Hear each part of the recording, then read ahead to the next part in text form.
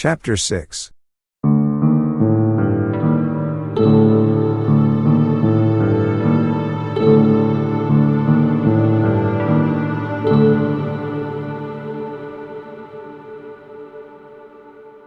It was about Christmas that Derby broke down one evening while calling on me. I was steering the conversation toward next summer's travels when he suddenly shrieked and leapt up from his chair with a look of shocking, uncontrollable fright, a cosmic panic and loathing such as only the nether gulfs of nightmare could bring to any sane mind.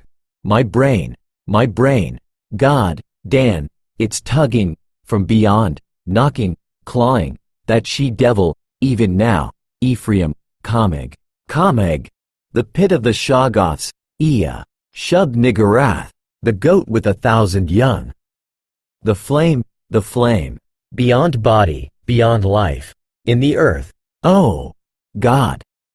I pulled him back to his chair and poured some wine down his throat as his frenzy sank to a dull apathy. He did not resist, but kept his lips moving as if talking to himself. Presently I realized that he was trying to talk to me, and bent my ear to his mouth to catch the feeble words. Again. She's trying. I might have known. Nothing can stop that force, not distance, nor magic, nor death. It comes and comes. Mostly in the night. I can't leave. It's horrible. Oh, God, Dan, if you only knew as I do just how horrible it is. When he had slumped down into a stupor, I propped him with pillows and let normal sleep overtake him. I did not call a doctor, for I knew what would be said of his sanity, and wished to give nature a chance if I possibly could. He waked at midnight, and I put him to bed upstairs, but he was gone by morning. He had let himself quietly out of the house, and his butler, when called on the wire, said he was at home pacing restlessly about the library. Edward went to pieces rapidly after that. He did not call again, but I went daily to see him. He would always be sitting in his library, staring at nothing and having an air of abnormal listening. Sometimes he talked rationally, but always on trivial topics. Any mention of his trouble, of future plans, or of Asenath would send him into a frenzy. His butler said he had frightful seizures at night, during which he might eventually do himself harm. I had a long talk with his doctor, banker, and lawyer, and finally took the physician with 2 specialist colleagues to visit him. The spasms that resulted from the first questions were violent and pitiable. And that evening a closed car took his poor struggling body to the Arkham Sanitarium. I was made his guardian and called on him twice weekly, almost weeping to hear his wild shrieks, awesome whispers, and dreadful, droning repetitions of such phrases as, I had to do it. It'll get me. Down there in the dark. Mother, Dan, save me.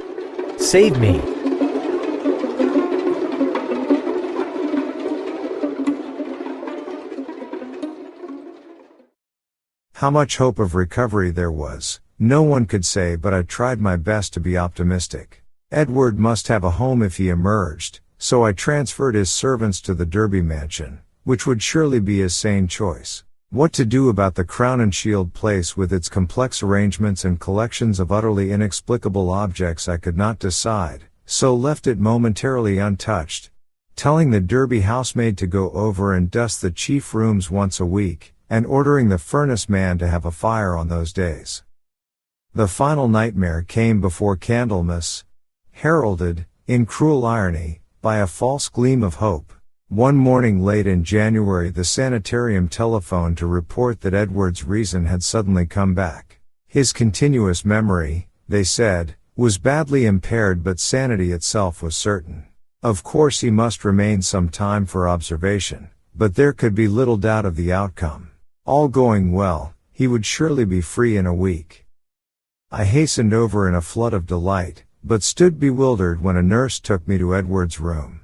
The patient rose to greet me, extending his hand with a polite smile, but I saw in an instant that he bore the strangely energized personality which had seemed so foreign to his own nature, the competent personality I had found so vaguely horrible, and which Edward himself had once vowed was the intruding soul of his wife. There was the same blazing vision, so like Asenath's and old Ephraim's, and the same firm mouth, and when he spoke I could sense the same grim, pervasive irony in his voice, the deep irony so redolent of potential evil.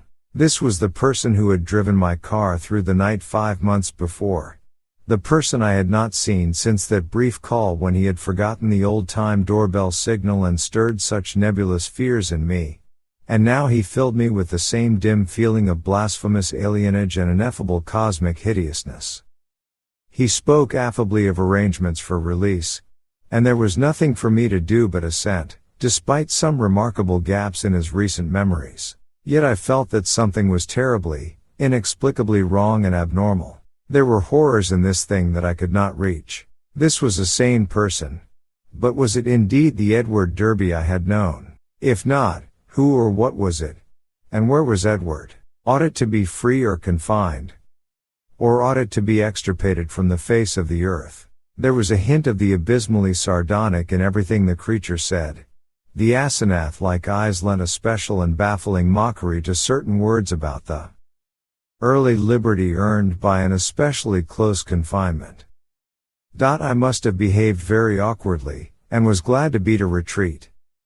All that day and the next I racked my brain over the problem. What had happened? What sort of mind looked out through those alien eyes in Edward's face? I could think of nothing but this dimly terrible enigma, and gave up all efforts to perform my usual work. The second morning the hospital called up to say that the recovered patient was unchanged, and by evening I was close to a nervous collapse. A state I admit, though others will vow it colored my subsequent vision. I have nothing to say on this point except that no madness of mine could account for all the evidence.